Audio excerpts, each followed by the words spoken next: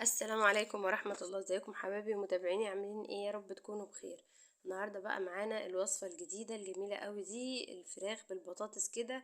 حاجة كده ما شاء الله، زي ما انتم شايفينها روعة ودايبة وزي العسل. بصوا الفراخ عاملة ازاي، واللحم ابيض ومستوي وجميل قوي ما شاء الله. والوصفة كمان دي بتخلي الفراخ طعمها كده حلو قوي وجوسي كده وجميلة، وشاربة من الصوص بتاعها ده ومن التتبيلة دي كويس قوي. تابع معايا الفيديو للاخر، ولو اول مره تشوفي قناتي يا ريت تشتركي في القناه وتفعلي الجرس عشان تشوفي كل جديد. كمان قدمناها مع رز معمر، شايفين الرز المعمر وجماله؟ هنزل لكم الطريقه بتاعته في الفيديو. وشويه سلطه خضراء بقى، ممكن تعملي معاها رز بشعريه، اللي انت حابه تعمليه معاها اعمليه. تمام، يلا نبدا الوصفه بتاعتنا ونشوف عملنا ايه.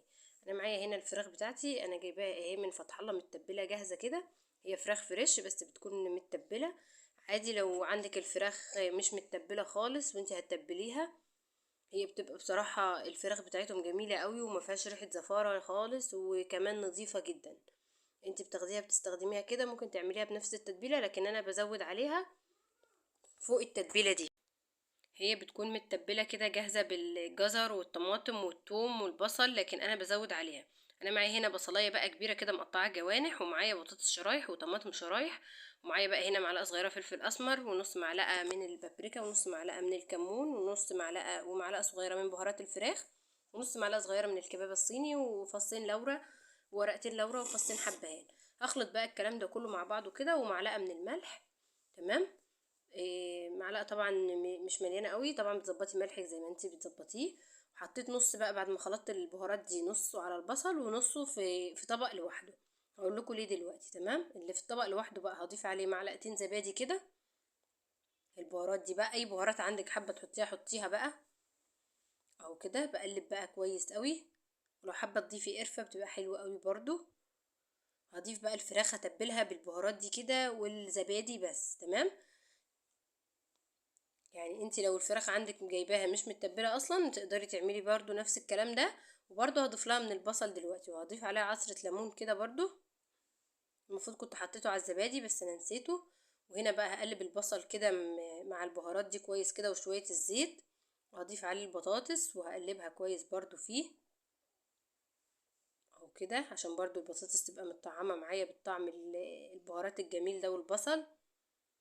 هنضيف بقى، هناخد شوية بصل كده ونخليهم على جنب من البصل ده عشان برضو نحطه في الفراخ.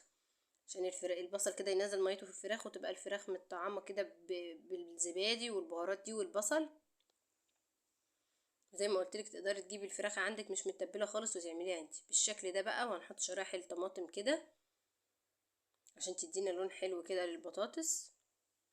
وهنغطيها بقى الكلام ده، هنرش رشة زيت عليها كمان، وهنحط حوالي كوباية مية عشان مش هنفتح عليها تاني بقى. انا حطيت لا هي كوباية الا ربع كده مية. تمام. عشان البطاطس ما تلزقش مننا، هنحط بقى ورقة زبدة كده ونضيف عليها ورقة فويل. وحوالي ساعة في الفرن. اول ما تستوي هنشيل الورق ده خالص ونقيد لها الشواية، ونقلب الفراخ على كل ناحية تاخد لون على كل ناحية. تمام.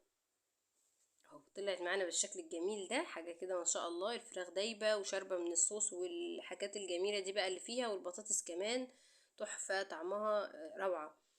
يا رب الفيديو يكون عجبكم والوصفة تكون عجبتكم.